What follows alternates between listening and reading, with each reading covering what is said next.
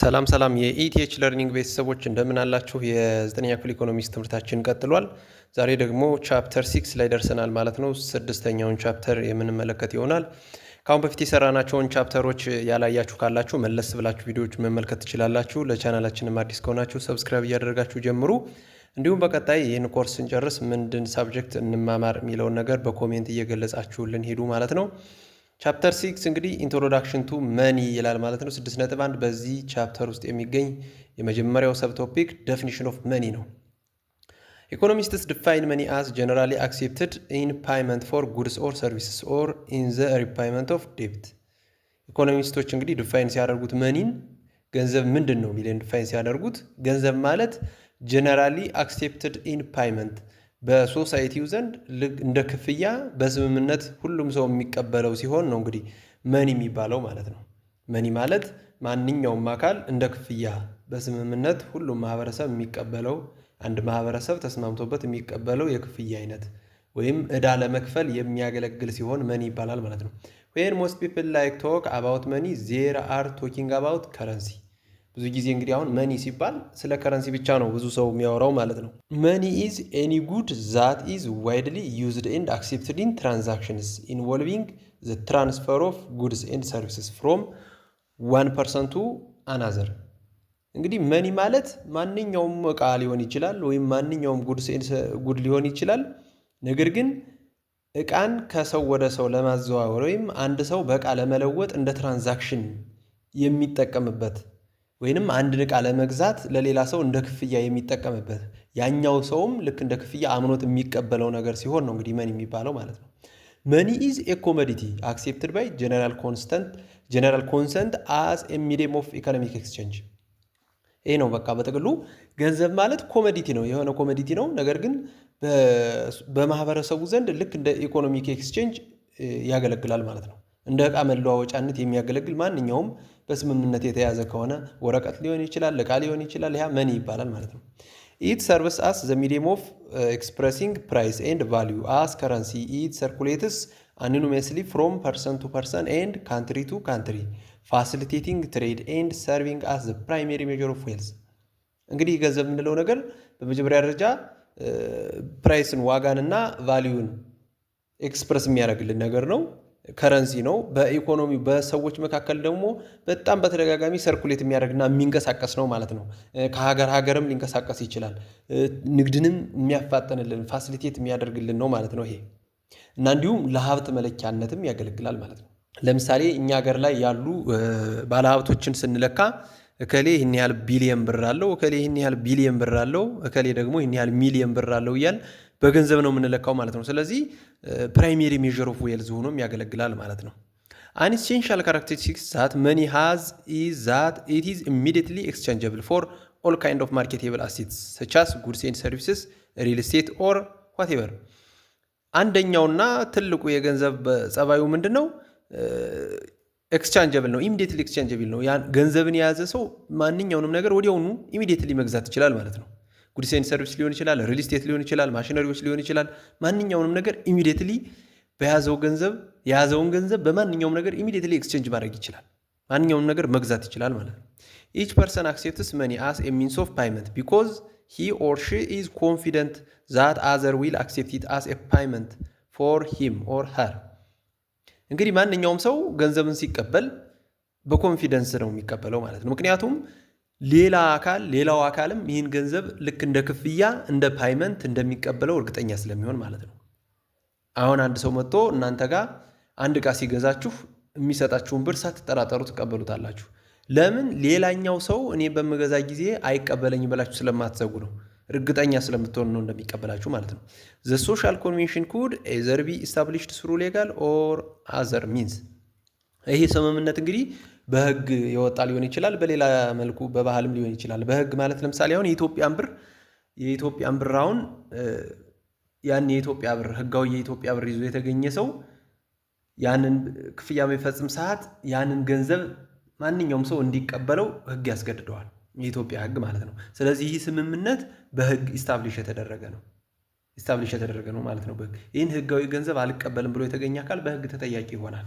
ያ ማለት ይህ ህግ በሌጋል ኢስታብሊሽድ የሆነው ሌጋሊ ስለሆነ ነው ማለት ነው የኢትዮጵያ ብር። ፎር ኤ ኮሞዲቲ ቱ ቢ አክሴፕትድ አስ መኒ ኢት መስት ሚት ዘ ፎሎዊንግ ክራይቴሪያ። እንግዲህ አንድ ነገር ለምሳሌ የኢትዮጵያ ብር ሊሆን ይችላል፣ ዳላር ሊሆን ይችላል፣ እንደ መኒ አክሴፕት ስናደርገው ማሟላት ያለበት ነገሮች ይኖራሉ። ማሟላት ያለበት የመጀመሪያው ስታንዳርዳይዜሽን ነው። ስታንዳርዳይዜሽን ምንድነው ስንል ኢት መስት ቢ ኢዝሊ ስታንዳርዳይዝ ሜኪንግ ኢት ሲምፕል ቱ አሰርቴን ኢትስ ቫሊዩ። ማለት ስታንዳርድ ያለው መሆን አለበት፣ በቀላሉ ልንለየው የምንችል መሆን አለበት። ባለ 10 ባለ 100 ባለ 200 ስፔሲፊክ ማድረግ የምንችለው መሆን መቻል አለበት ማለት ነው። በቀላሉ ቫሊዩን ማወቅ የምንችለው መሆን አለበት። ሁለተኛው አክሴፕቴቢሊቲ ነው። ኢት መስት ቢ ዋይድሊ አክሴፕትድ አስ ኤ ሚዲየም ኦፍ ኤክስቼንጅ። ያም ማለት በሶሳይቲ ውስጥ ተቀባይነት ያለው መሆን መቻል አለበት። ልክ እንደ ሚዲየም ኦፍ ኤክስቼንጅ ተቀባይነት መሆን መቻል አለበት። ሁሉም ሰው ያመነበት መሆን መቻል አለበት ማለት ነው። ለምሳሌ አሁን የሱዳንን ገንዘብ አመጣችሁ ኢትዮጵያ ውስጥ ኤክስቼንጅ እናደርግ ብትሉ አይቻልም። ምክንያቱም ዋይድሊ አክሴፕትድ አይደለም ማለት ነው ኢትዮጵያ ውስጥ። ሌላውም በተመሳሳይ። ሌላው እንግዲህ እንደ ገንዘብ አክሴፕት ልናደርገው የምንችለው ሌላኛው ባህሪው ደግሞ ምንድነው? ዲቪዚቢሊቲ ነው። ኢት መስት ቢ ዲቪዚብል ቱ ኢዚ ቱ ሜክ ኤክስቼንጅ። እንግዲህ ኤክስቼንጅ ለመፈጸም ትራንዛክሽን ለመፈጸም በቀላሉ የሚከፋፈል መሆን መቻል አለበት። ወደ 10 ወደ 5 ለምሳሌ ኢትዮጵያን ብር ብንመለከት 200 ወደ 100 ወደ 50 ወደ 10 በቀላሉ የሚከፋፈል መሆን መቻል አለበት። 10 ሺህ 30 ሺህ ብለን በቀላሉ የምንከፋፍለው መሆን መቻል አለበት ማለት ነው። ሌላው ፖርቴቢሊቲ ነው። ኢት መስት ቢ ኢዚ ቱ ኬሪ፣ ለመያዝ ቀላል የሆነ መሆን መቻል አለበት። ምክንያቱም ወደዚህ ወደ ፔፐር ሚኒ ወደ ሞደርናይዜሽን እያደገ የመምጣቱ ምክንያትም አንደኛው ለመያዝ ምቹ ያልሆኑ የመገባበያ ገንዘቦች ስለነበሩ ነው በፊት። አሁን ወደ ፔፐር መኒ እየተመጣ ያለው ቀለል ለማድረግ ነው፣ ለመያዝ ቀላል ለማድረግ ነው። ስለዚህ ፖርቴብል መሆን መቻል አለበት። ኢት መስት ቢ ኢዚ ቱ ኬሪ፣ ለመያዝ ቀላል መሆን መቻል አለበት ማለት ነው። ሌላው ዱራቢሊቲ ነው። ኢት ሹድ ኖት ዲግሬድ ኳይክሊ፣ ያ ማለት በጣም ለብዙ ጊዜ የሚያገለግል መሆን መቻል አለበት። እጃችን ላይ እንደገባ ወዲያውኑ ዲግሬድ የሚሆን ወይም ቫልዩን የሚያጣ መሆን መቻል የለበትም ማለት ነው። ስለዚህ እነዚህን የሚያሟላ ከሆነ ልክ እንደ ሚዲየም ኦፍ ኤክስቼንጅ ወይም መኒ ብለን ልንቀበለው እንችላለን ማለት ነው። መኒ ሜይ ቢ ኤኒ ኮሞዲቲ ቾዝን ባይ ኤ ኮመን ኮንሰንት አስ ኤ ሚዲየም ኦር ኢንስትሩመንት ኦፍ ኤክስቼንጅ ኦል አዘር ኮሞዲቲስ አር ዘስ ኤክስፕረስድ ኤንድ ቫልዩድ ኢን ተርም ኦፍ ዛት ኮሞዲቲ ሪጋርድድ አስ መኒ። እንግዲህ ገንዘብ ማለት አንድ ማህበረሰብ ተስማምቶበት እንደ መለዋወጫ፣ እንደ ሚዲየም ኦፍ ኤክስቼንጅ፣ እንደ ሚዲየም ኦር እንደ ኢንስትሩመንት ኦፍ ኤክስቼንጅ የሚጠቀምበት ነው እና ሌሎች ኮሞዲቲዎችም ቫልዩ የሚደረጉት ወይም የሚለኩት በዚህ ኮሞዲቲ ነው ማለት ነው። ለምሳሌ የኢትዮጵያ ብር አለ አይደለ? የኢትዮጵያ ብር እንደ ሚዲየም ኦፍ ኤክስቼንጅ ተስማምቶ የኢትዮጵያ ሕዝብ እየተጠቀመበት ይገኛል። ስለዚህ ኢትዮጵያ ውስጥ ያለ ማንኛውም ኮሞዲቲ ኤሌክትሮኒክስ ሊሆን ይችላል፣ ልብስ ሊሆን ይችላል፣ አግሪካልቸራል ፕሮዳክት ሊሆን ይችላል፣ ማኑፋክቸሪንግ ፕሮዳክት ሊሆን ይችላል። ቫልዩ የሚደረገው ወይም የሚለካው በዚህ በብር ነው ማለት ነው። በኢትዮጵያ ብር በዚህ ነው ማለት ነው የሚለካው። Such a commodity should be recognizable and acceptable to all who use it as a medium of exchange. በሚጠቀመው ሰው ዘንድ በሁሉም ሰው ዘንድ ሪኮግናይዜብል እና አክሴፕቴብል መሆን መቻል አለበት፣ የታወቀና ተቀባይነት ያለው ማለት ነው። It is a commodity that is accepted customarily without any special taste or quality or quantity. ምንም አይነት ቼክአፕ ሳያስፈልገው ተቀባይነት ያለው መሆን መቻል አለበት። ኳሊቲውን እንየው ሳንል ኳንቲቲውን እንየው ሳንል ተቀባይነት ያለው መሆን መቻል አለበት። ለምሳሌ አንድ ሰው ኤሌክትሮኒክስ ቢገዛ፣ ስልክ ቢገዛ፣ አሁን እናንተ ስልክ ለመግዛት ብትሄዱና ስልክ ብትገዙ ያንን ስልክ ከመግዛታችሁ በፊት ኳሊቲውን ትመለከታላችሁ። የተለያዩ የስልኩን ያለውን እንትን ትጠይቃላችሁ። ስልኩ ላይ ያሉትን አክሰሶች በሙሉ ጠይቃችሁ ኳሊቲውን አጣርታችሁ ትገዛላችሁ። ነገር ግን አንድ ሰው ገንዘብ አምጥቶ ሲሰጣችሁ 100 ብር ቢሰጣችሁ ያን 100 ብር ኳሊቲውን ልለካው አትሉም፣ በሜትር ልለካው በምን ልለካው አትሉም፣ አክሴፕት ታደርጉታላችሁ ማለት ነው። Generally speaking, money is an economic unit that functions as generally recognized medium of exchange for transactional purpose in an economy. በጥቅሉ ይሄ ነው በኢኮኖሚ ውስጥ ለትራንዛክሽናል ፐርፐዝ እንደ ሚዲየም ኦፍ ኤክስቼንጅ የሚያገለግል እና የታወቀ ሲሆን መኒ ይባላል ማለት ነው። መኒ originates in the form of commodity having physical property that can be adopted by market participants as a medium of exchange.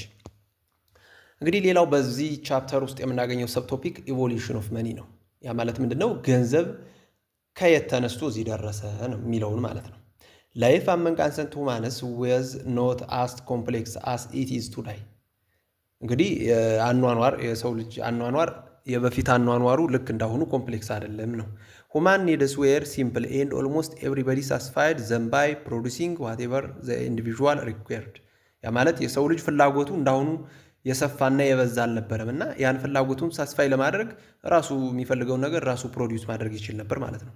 ዘ ኢንዲቪዥዋል ዋዝ ሰልፍ ሰፊሽንት ኢን ዘ ሴንስ ዛት ኤቭሪባዲ ኢንጌጅድ ኢን ሃንቲንግ ኤንድ ጋዘሪንግ ፎር ፉድ ሜድ ዜር ኦን ክሎዚንግ ኤንድ ሃድ ዜር ኦን ዶሊንግስ። ያ ማለት እያንዳንዱ ሰው ሰልፍ ሰፊሽንት ነበረ። ፍላጎቱን ራሱን በራሱ ማሟላት የሚችል የራሱን ነገር ራሱ ማሟላት የሚችል ነበረ። ያ ማለት እያንዳንዱ በሃንቲንግ በአደን ይሳተፍ ነበር። ስለዚህ የራሱን ምግብ ያዘጋጃል። እንዲሁም የራሱን ልብስ ራሱ መስራት ይችላል። ከዛ ደግሞ የራሱን ቤት መጠለያውን ደግሞ ራሱ መስራት ይችላል ማለት ነው። ያ ማለት ይሄኛው የኢኮኖሚ ስርዓት ከመምጣቱ በፊት ድሮ አባቶቻችን ያደርጉት በነበረው አሁን ሞደርናይዜሽኑ ሳይመጣ የራሳቸውን ምግብ ራሳቸው አድነውም ቢሆን ይበላሉ፣ አምርተውም ይበላሉ። ከዛ ደግሞ ልብሳቸውንም በባህላዊ መንገድ ሰርተው ይለብሳሉ አዘጋጅተው።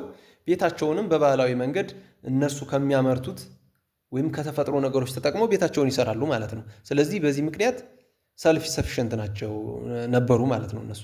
ኢኮኖሚክ አክቲቪቲስ ዌር ዘስ ኮንፋይንድ ቱ ፕሮዳክሽን ኤንድ ኮንሳምፕሽን። ያ ማለት ኢኮኖሚክ አክቲቪቲያቸው ፕሮዳክሽን እና ኮንሳምፕሽን ነው። ፕሮዳክሽን እና ኮንሳምፕሽን ብቻ። በባለፈው ስንነጋገር ምን ብለን ነበረ?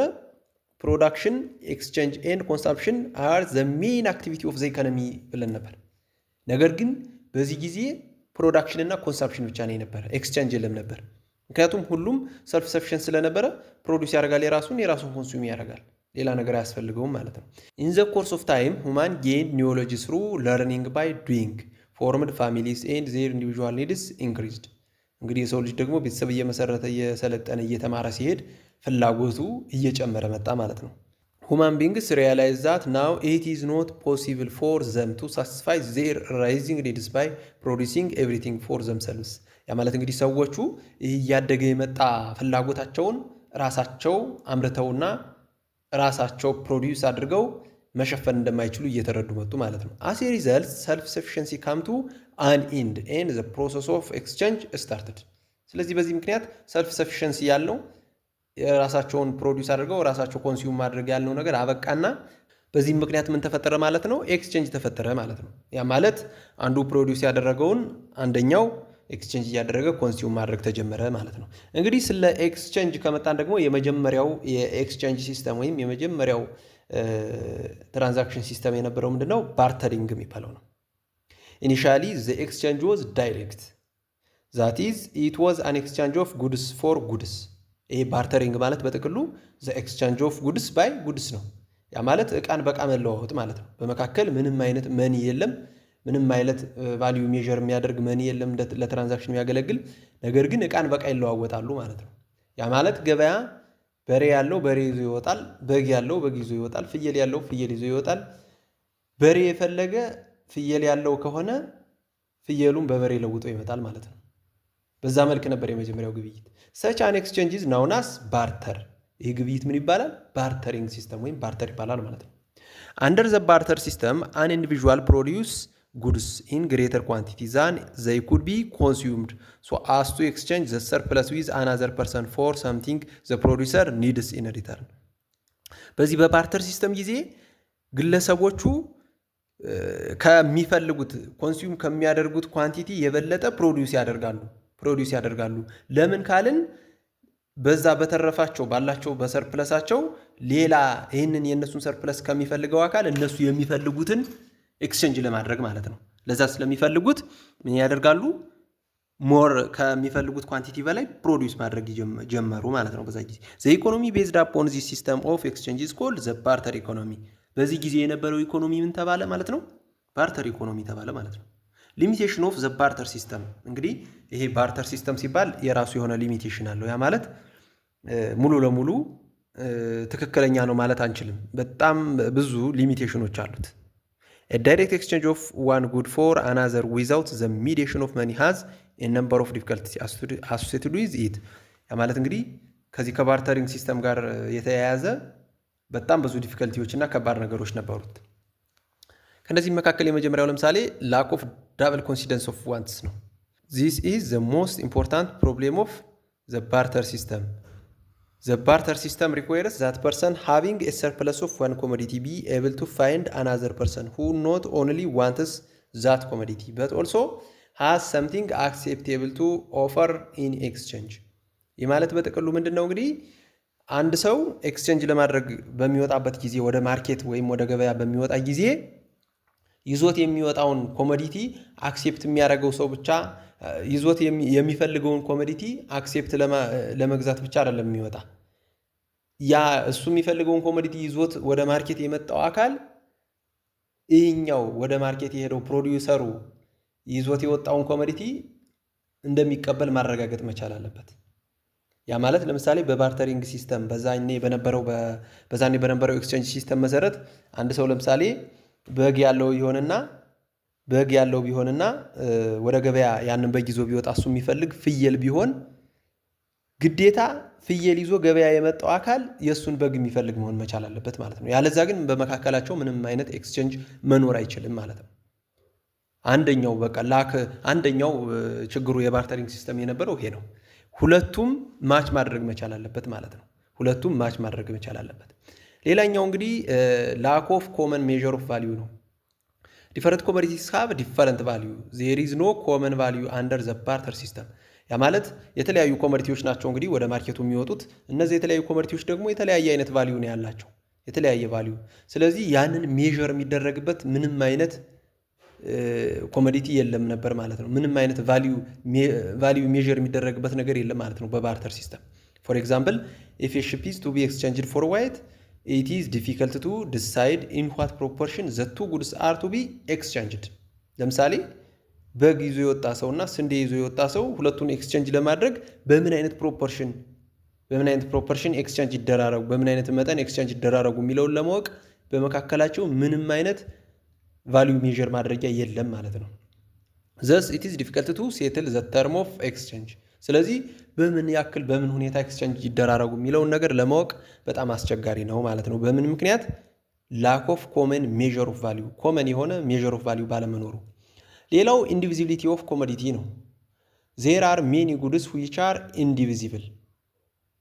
በዛን ጊዜ የሚጠቀሙት ኮሞዲቲ አብዛኛው ኮሞዲቲ ኢንዲቪዚብል ነው። ያ ማለት ሊነጣጠልና ሊለያይ የማይችል ነገር ማለት ነው። if someone wants to exchange a horse for getting a pair of shoes the person will have to part with a portion of the horse on the base of exchange ratio። እንግዲህ አንድ ሰው ፈረስ ያለው ቢሆንና በመጻፋችሁ ምሳሌ መሰረት ፈረስ ያለው ሰው ቢሆንና ይህ ፈረስ ያለው ሰው ሁለት ጥንድ ጫማዎችን መግዛት ቢፈልግ ያንን ፈረስ በጫማው ልክ መከፋፈል ይኖርበታል ማለት ነው።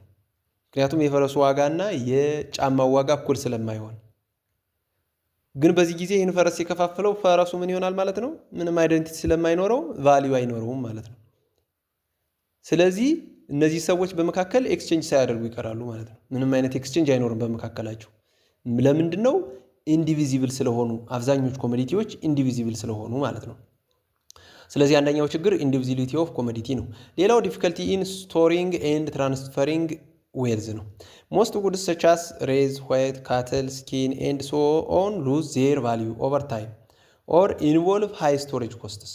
እንግዲህ እነዚህ አሁን የተዘረዘሩት እዚህ ላይ ያሉት የምርት አይነቶች ብዙዎች ስፔሻሊ አግሪካልቸራል የሚባሉ ምርቶች የሚበላሹ ናቸው።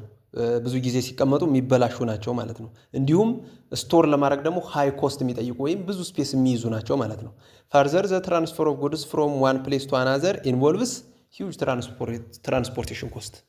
እንዲሁም እኒህ ኮሞዲቲዎች ደግሞ ከቦታ ቦታ ለማንቀሳቀስ በጣም ብዙ ትራንስፖርቴሽን ወይም ትልቅ የሆነ ሂውጅ የሆነ ትራንስፖርቴሽን ኮስት የሚጠይቁ ናቸው ማለት ነው። ስለዚህ ባርተሪንግ ሲስተም ላይ ስቶር የማድረግና በቀላሉ ትራንስፈር የማድረግ ችግር ነበረ ማለት ነው። ሌላውና የመጨረሻው እንግዲህ ዲፊከልቲ ኢን ዲፈርድ ፓይመንት ነው። ኢን ዘ ባርተር ኤክስቼንጅ ሲስተም ፓይመንት ኢዝ ኖት ኦልዌይስ ሜድ ራይት አዋይ በት ራዘር አፍተር ሰም ታይም ሃዝ ፓስድ ዚስ ኢዝ ቢኮዝ ዜር ኢዝ አን አብሰንስ ኦፍ ስቴቢሊቲ ኢን ዘ ፕራይስ ኦፍ ጉድስ።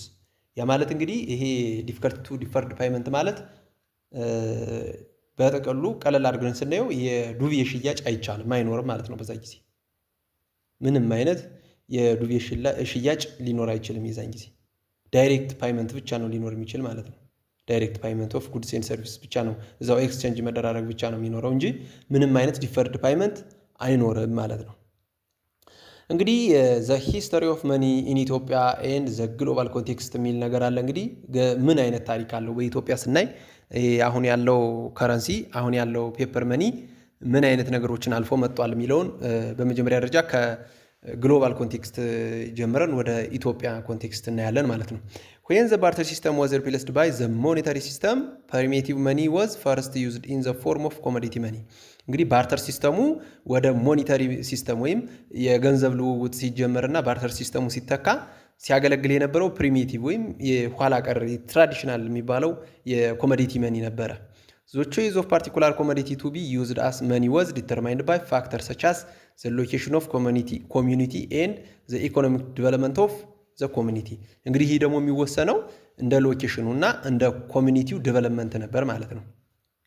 The problem with payment system based exclusively on a commodity money is it a precious metal or any other valuable commodity is that such a form of money is very heavy and is hard to transport from one place to another. እንግዲህ መጀመሪያ አካባቢ ሲጠቀሟቸው የነበሩ እኒ ፕሪሺየስ ሜታል ወይም የከበሩ ማዕድናትና ሌሎች ባህላዊ የሆኑ ገንዘቦች ስለነበሩ እነዚህ ደግሞ ሜታል ነገሮች ስለነበሩ በጣም ከባድና ከቦታ ቦታ ይዞ ለማንቀሳቀስ አስቸጋሪ ነበሩ ማለት ነው። ከባርተር ሲስተም የተሻሉ ቢሆኑም ነገር ግን ለማንቀሳቀስ ከቦታ ቦታ ለማንቀሳቀስ በጣም አስቸጋሪ ነበሩ ማለት ነው። The next development in the payment system was paper currency, piece of paper that functions as a medium of exchange. ከዛ ቀጣይ ከነዚህ ከፕሪሺየስ ሜታል እና ከሌሎች ኮሞዲቲዎች ቀጥሎ የመጣው ነገር ምንድነው? ፔፐር መኒ ነው ማለት ይሄ አሁን ዓለማችን ላይ ያለው የወረቀት ገንዘብ ማለት ነው። Initially, paper currency embodied a promise that it was convertible into coins or into a quantity of precious metal. እንግዲህ መጀመሪያ አካባቢ ሲጀመር ይሄ ፔፐር መኒ ወይም ፔፐር ከረንሲ ልክ እንደ ፕሮሚስ ነበረ። ለምንድን ለሆነ ኳንቲቲ ኦፍ ፕሪሺየስ ሜታል ወይም ለሆነ ኮይን መቀየሪያ እንደ ፕሮሚስ ነበረ መጀመሪያ አካባቢ ይሄ ፔፐር መኒ ሲያገለግል የነበረው ማለት ነው። In most countries, however, currency has evolved into fiat money. Paper currency decreed by government as legal tender, meaning that legally it must be accepted as a payment for debts, but not convertible into coins or precious metal. እንግዲህ ከተወሰነ ጊዜ በኋላ ደግሞ በተወሰኑ ሀገራት ይሄ ፊያት መኒ ወይም ፔፐር ከረንሲ የምንለው በመንግስት ተደንግጎ ህጋዊ ሆኖ ላምጪው እንዲከፈል ህግ ያስገድዳል የሚል ጽሑፍ አሁን የኢትዮጵያ ብር ላይ ስትመለከቱ ላምጪው እንዲከፈል ህግ ያስገድዳል ብሎ ተጽፎበታል። ያ ማለት ያንን ገንዘብ ይዞ የቀረበ አካል በዛ ገንዘብ የሚፈልገውን ነገር መግዛት ይችላል ማለት ነው። ያንን ገንዘብ ደግሞ ሻጩ አካል የመቀበል ግዴታ አለበት ማለት ነው። ስለዚህ ከሆነ ጊዜ በኋላ የተወሰኑ ሀገራት ይህንን ጽሑፍ አካተውበት በህግ ደንግገውት በመንግስት አጽድቀውት ልክ መጀመሪያ እንዳልነው ወደ ኮይን እና ወደ ፕሪሺየስ ሜታል የሚቀየር የፕሮሚስ ወረቀት ሳይሆን ራሱን ችሎ እንደ መገበያያ ሆኖ መጣ ማለት ነው። ይሄ ፔፐር ከረንሲ የምንለው paper currency has advantage of being much lighter than coins or precious metal, but it can be accepted as a medium of exchange only if there is some trust in the authorities who issue it and printing has reached a sufficiently advanced stage that counterfeiting is extremely difficult. ያ ማለት ምንድነው? ይሄ ፔፐር ከረንሲ እንግዲህ በቀላልነቱ ላይ ያዝ ቀላል በመሆኑ ከኮይን እና ከፕሪሺየስ ሜታል የተሻለ ሆኖ ከሳንቲሞች እና ከከበሩ ማዕድናት የተሻለ ሆኖ ቢገኝም ነገር ግን እንደ ሚዲየም ኦፍ ኤክስቼንጅ ወይም እንደ መለዋወጫ ገንዘብ ሊያገለግል የሚችለው በአተመው ፕሪንት ባረገው አካል ላይ ሙሉ እምነት ሲኖረን ነው ማለት ነው። ለምን ፎርጅድ ገንዘቦች ሊመረቱ ስለሚችሉ ማለት ነው። በዚህ የተነሳ ሙሉ እምነት የሚኖረን ከሆነ ብቻ ነው እንደ ሚዲየም ኦፍ ኤክስቼንጅ ማገልገል የሚችለው። ፔፐር ከረንሲ ኤንድ ኮይንስ ሃቭ ዘ ሜጀር ድራውባክስ ኦፍ ቢንግ ኢዝሊ ስቶለን ኤንድ ቢንግ ኤክስፔንሲቭ ቱ ትራንስፖርት ቢኮዝ ኦፍ ዜር በልክ ኢፍ ዜር አር ላርጅ አማውንት። ይህ ፔፐር ከረንሲ እና ኮይን እንግዲህ ከመጀመሪያው ከባርተሪንግ ሲስተም ማን ይሻላል ብለናል? ይሄ በፊት ይጠቀሙበት የነበረው ፕሪሺየስ ሜታል እና ኮይኖች ይሻላሉ ብለናል። ነገር ግን እነሱ ደግሞ በጣም ሄቪ ናቸው፣ ከቦታ ቦታ ለማንቀሳቀስ ያስቸግራሉ። ስለዚህ ከፕሪሺየስ ሜታል እና ከኮይን ደግሞ ፔፐር ከረንሲ እና ኮይኖች ይሻላሉ። ነገር ግን የነሱ ደግሞ ድራውባክ አለባቸው። ምንድነው? ኢዝሊ ስቶለን ናቸው፣ በቀላሉ ይሰረቃሉ። እንዲሁም ደግሞ በጣም ብዙ መጠን ሲኖራቸው ለማንቀሳቀስና ይዞ ከቦታ ቦታ ለመሄድ በልክ ስለሚሆኑ በጣም አስቸጋሪ ናቸው ማለት ነው። To combat this problem, another step in the evolution of the payment system occurred with the development of modern banking, the innovation of checks. ይህን ችግር ለመፍታት እንግዲህ ሞደርን ባንኪንግ ሲመጣ ምን ተፈጠረ ማለት ነው? ቼክ ተፈጠረ ማለት ነው። አሁን የምናውቀው በገበያ ላይ የሚንቀሳቀሰው ቼክ ተፈጠረ ወይም ኢኖቬት ተደረገ ማለት ነው። In this case, someone will have a checking account at a bank and can write checks whenever he wants to make some payment, and the holder of the check can cash it at the bank. ስለዚህ አሁን በዚህ ሰዓት አንድ ሰው ገንዘብ ካለው ባንክ ላይ ሄዶ የቼክ አካውንት ይከፍታል። ስለዚህ በዛ ቼክ አካውንት በዛ ቼክ ልክ እንደ ካሽ ሁሉ የሚፈልገውን ነገር ገዝቶ ፓይመንት ወይም የሚፈልገውን ክፍያ ይፈጽማል። ያንን ክፍያ የተፈጸመው አካል ወይም ቼኩን የያዘው አካል ደግሞ በሚፈልገው ሰዓትና በሚፈልገው ቦታ ሄዶ ባንክ ላይ ያንን ቼክ ወደ ካሽ መቀየር ይችላል ማለት ነው። Checks are payable on demand, which allows transaction to take place without the need to carry around large amounts of currency. እኒ ቼክ እንግዲህ ቼክ የምንለው ነገር ለትራንዛክሽን የሚያገለግል ሆኖ ነገር ግን ላርጅ አማውንት ኦፍ ከረንሲ ሳንሸከም በቀላሉ በአንዲት ፔፐር ትራንዛክሽን የምናካሂድበት ነው ማለት ነው ቼክ ማለት። The introduction of check was a major innovation that improved the efficiency of the payment system. እንግዲህ ቼክ ኢኖቬሽን ይሄ ፓይመንት ሲስተሙን ኢፊሽንት ያደረገ አንድ እርምጃ ከፍ ያደረገ ኢኖቬሽን ወይም ፈጠራ ነው ማለት ነው። The use of check thus reduce the transaction costs associated with the payment system and improve economic efficiency. Another advantage of check is that they can be written for any amount up to the balance in the account, making transaction for large amounts much easier. ያ ማለት እንግዲህ ሌላኛው በጣም ጥሩ ጥቅሙ የሚባለው የቼክ ግለሰቡ አካውንቱ ላይ ወይም ባላንሱ ላይ ያለውን አማውንት እስከሚያልቅ ድረስ የሚፈልገውን ያክል አማውንት ትራንዛክሽን መፈጸም ይችላል። የሚፈልገውን ያክል አማውንት ለምሳሌ አሁን እንደ ኢትዮጵያ ኮንቴክስት ብንመለከተው አንድ ሰው በቀን በብሔራዊ ባንክ ሕግ መሰረት አንድ ሰው በቀን 50 ሺህ ብቻ ነው ወጭ ማድረግ የሚችለው በካሽ ማለት ነው።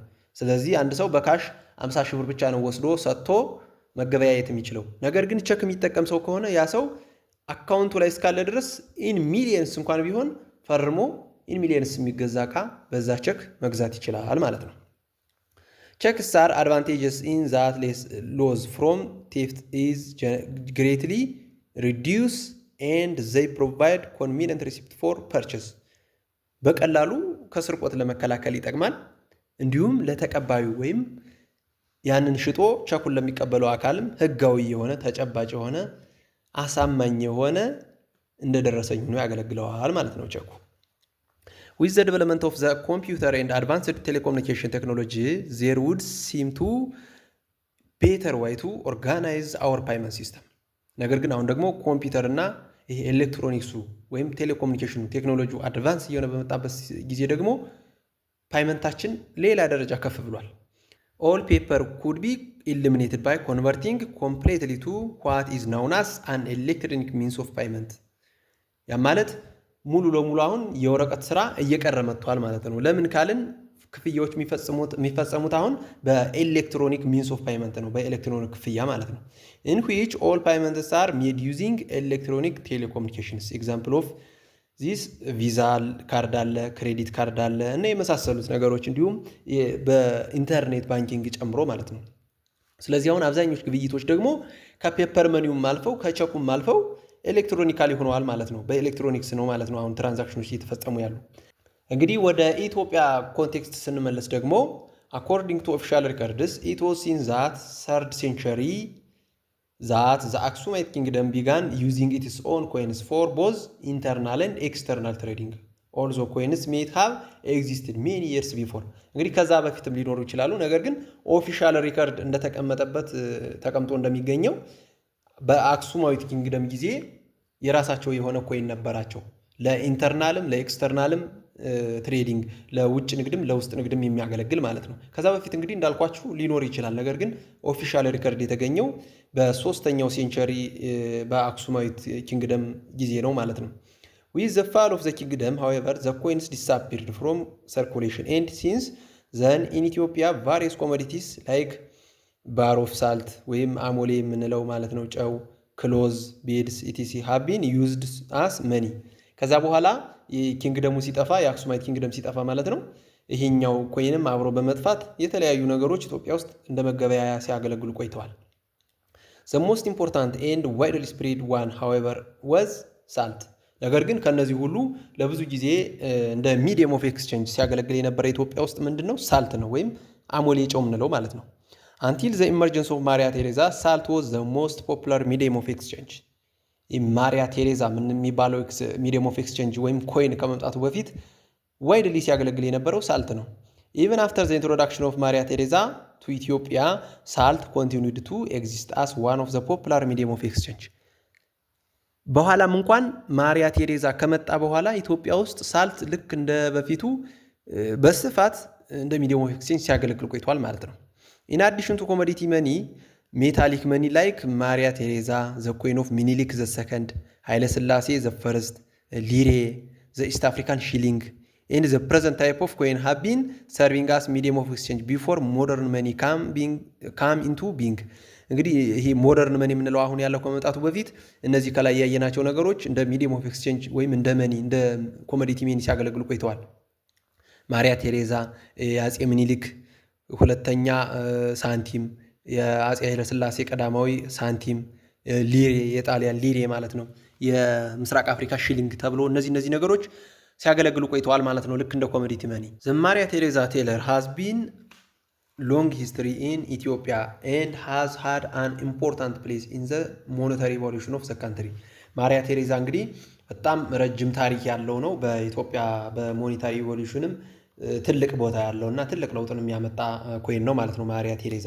The coin was first minted in Vienna in 1751 to commemorate the coronation of Maria Theresa as Empress of Austria። Interestingly enough, this coin was not used as legal currency in its country of origin። እንግዲህ ማሪያ ቴሬዛ የኦስትሪያ ንግስት በሷ ስም የወጣ ኮይን ነው በ1751 የወጣ ነበረ። ነገር ግን በዛው ሀገር ላይ እንደ ሚዲየም ኦፍ ኤክስቼንጅ ወይም እንደ ህጋዊ ከረንሲ ተቀባይነት አልነበረውም ማለት ነው። It is believed that Maria Theresa was introduced into Ethiopia by traders between the late 80s and 19th century። በ18ኛው እና በ19ኛው መጀመሪያ አካባቢ በመቶ ክፍለ ዘመን አካባቢ በነበሩ ነጋዴዎች ወደ ኢትዮጵያ እንደመጣ ነው እንግዲህ የሚታመነው ይሄ ማሪያ ቴሬዛ። ማሪያ ቴሬዛ served as a medium of exchange until 1945 እስከ 1945 ድረስ እንደ ሚዲየም ኦፍ ኤክስቼንጅ ያገለግል ነበር ወይም እንደ ከረንሲ ያገለግል ነበር ኢትዮጵያ ውስጥ ማለት ነው። Although it was not as popular as Maria Theresa, the first national coin was maintained by Emperor Minilik II in 1893። ልክ እንደ ማሪያ ቴሬዛ ታዋቂ ባይሆንም ነገር ግን የመጀመሪያው ሀገራዊ የሆነ ሳንቲም የተሰራው በማን ዘመን ነበረ? በአጼ ምኒልክ ዘሰከንድ በ1893 ነበር ማለት ነው። ምኒልክስ ኮይን ዌር ሪፕሌስድ ባይ ዘ ኒው ሜታሊክ ኮይን ኢሹድ ኢን ጁላይ 1933 ቤሪንግ ዘ ኢሜጅ ኦፍ ኢምፐረር ኃይለ ሥላሴ። ከዛ ይህ የሚኒልክ ኮይን ወይም የሚኒልክ ሳንቲም የሚባለው በ1933 ላይ የአጼ ኃይለ ሥላሴን ምስል የያዘ ሳንቲም ተመረተና በሱ ተተካ ማለት ነው። ፔፐር መኒ was issued by the Bank of Abyssinia for the first time in 1914። የፔፐር መኒ ወይም የወረቀት ብር የምንለው ለመጀመሪያ ጊዜ የተመረተው በባንክ ኦፍ አቢሲኒያ በ1914 ነበር ማለት ነው። However, it was unusual in society and it failed to gain acceptance because most people were only familiar with metallic coins። ነገር ግን በዚህ ጊዜ ይሄ ፔፐር መኒ ፕሪንት ሲደረግ ተቀባይነቱ የወረደ ነበር። ለምን? ሶሳይቲው የለመደው ሜታሊክ የሆኑ ኮይኖችን ስለነበረ አክሴፕታንስን አላገኝም ማለት ነው። ፔፐር መኒ was again issued by the Bank of Ethiopia። ያ ማለት በባንክ ኦፍ አቢሲኒያ የተተካው ማለት ነው in 1932 እንደገና በባንክ ኦፍ ኢትዮጵያ በሚባለው ኢንስቲትዩሽን ነው ማለት ነው በ1932 እንደገና ፔፐር መኒ ፕሪንት የተደረገው። These notes were 100% backed by gold deposit and thus served as a medium of exchange alongside the salt bar and the Maria Theresa until the Italian occupation in 1936። ይህም ማለት እንግዲህ እስከ 1936 ዓመተ ምህረት ድረስ ከማሪያ ቴሬዛ እና ከሳልት ባር ወይም ከአሞሌ ጨው ጋር ጎን ለጎን እንደ ሚዲየም ኦፍ ኤክስቼንጅ ሲያገለግል ቆይቷል ማለት ነው። ይሄ ፔፐር መኒ የትኛው በ1932 በባንክ ኦፍ ኢትዮጵያ ፕሪንት የተደረገው። In 1941 when the country was liberated from the brief Italian occupation it had no national currency and no financial institution። ነገር ግን በ1941 ሀገራችን ከወረራ ከኮሎናይዜሽን ነፃ መሆን አይባልም ይሄ ነገር ግን ከወረራ ነው እንጂ ኮሎናይዝ አይደለችም ኢትዮጵያ ኔቨር ኮሎናይዝድ ካንትሪ ናት። ነገር ግን ከነበረው ወረራ ነፃ በምትሆን ጊዜ ናሽናል ከረንሲም አልነበረም ፋይናንሻል ኢንስቲትዩሽኖችም አልነበሩ ማለት ነው በዛ ሰዓት። Following the restoration of independence in 1941, many foreign currencies started to be used as a medium of exchange, including Italian lire, the Maria Teresa dollar, the East African shilling, the Indian rupee, and the Egyptian pound, circulating as a medium of exchange. እንግዲህ የዛኔ ኢትዮጵያ ከወረራ ነፃ መሆኗን በ1940 ነፃ መሆኗን ተከትሎ የተለያዩ ሚዲየም ኦፍ ኤክስቼንጆች ወደ ሀገር ውስጥ ገብተው ነበር። የጣሊያኑ ሊሬ አለ፣ ማሪያ ቴሬዛ ራሱ አለ፣ ዳላር አለ፣ የኢስት አፍሪካ ሺሊንግ አለ፣ የኢንዲያን ሩፒ፣ የኢጂፕት ፓውንድ እነዚህ ሁሉ ሀገር ውስጥ ልክ እንደ መገበያያ ያገለግሉ ነበር ማለት ነው በዛ ሰዓት። while the lire was held over from the Italian occupation and the Maria Teresa dollar was a carry over from earlier periods, the rest of the currency were introduced by British military forces who helped liberate the country and took over administration። ያ ማለት ምንድነው እንግዲህ ሊሬ የምንለው የመጣው በጣሊያኖች ወረራ ጊዜ በእነሱ ምክንያት መጣ ሊሬ የጣሊያን ሊሬ ማለት ነው። ማሪያ ቴሬዛ ዶላር የምንለው ደግሞ ሀገር ውስጥ መጀመሪያ ከወረራው በፊት ሲያገለግል ስለነበረ ነው። ነገር ግን ሌሎቹ ያነሳናቸው እኔ ኢስት አፍሪካን ሺሊንግ ያልናቸው ኢንዲያን ሩፒ፣ ኢጂፕቲያን ፓውንድ ያልነው እነዚህ ግን የመጡት በእንግሊዝ ወታደሮች ነበር። ያ ማለት የጣሊያንን ወራሪ ሲያስወጡ አብረው ለገዛ አብረው የመጡ የእንግሊዝ ወታደሮች ነበሩ። ስለዚህ በእነሱ አማካኝነት መጣና ሌሎቹ እነዚህ ሚዲየም ኦፍ ኤክስቼንጅ ከላይ የዘረዘርናቸው ከሊሬ እና ከማሪያ ቴሬዛ ውጭ ያሉት በእነሱ አማካኝነት ወደ ሀገር ውስጥ ገብተው እንደ ሚዲየም ኦፍ ኤክስቼንጅ ሲያገለግሉ ቆዩ ማለት ነው። It was only in July 1945 that the Ethiopia government issued the new national currency, the ብር። ስለዚህ ብር የምንለው ናሽናል ከረንሲ በ1945 ነው ማለት ነው ፕሪንት የተደረገ። With the development of the banking system, checks have also started to be used as money. So there have been some development in the regards in recent years. ስለዚህ ከዛ በኋላ ሀገራችን ውስጥም ቸክም ተጀመረ፣ የቸክ ትራንዛክሽንም መጣ ማለት ነው። አሁንም እንግዲህ እንደምናየው ዓለማችን ላይ ያለውን የኤሌክትሮኒክስ መኒ ወይም ኢመኒ የምንለውንም ሀገራችንም እየተጠቀመችበት ትገኛለች ማለት ነው። የቻፕተር 6 የመጀመሪያ ፓርት ይህን ይመስላል። በቀጣይ እንግዲህ በቻፕተር 6 ፓርት 2 እንገናኛለን ማለት ነው። ለቻናላችን አዲስ የሆናችሁ አሁንም ቻናላችንን ሰብስክራይብ አድርጉ። የዶል ምልክቷን በመጫን የምንሰራቸው ቪዲዮዎች ቀድመው እንዲደርሷችሁ ማድረግ ትችላላችሁ። በኮሜንትም ቀጣይ ምን ኮርስ እንስራ የሚለውን እየገለጻችሁልን ማለት ነው። በቀጣይ እስከምንገናኝ ደህና ሁኑ።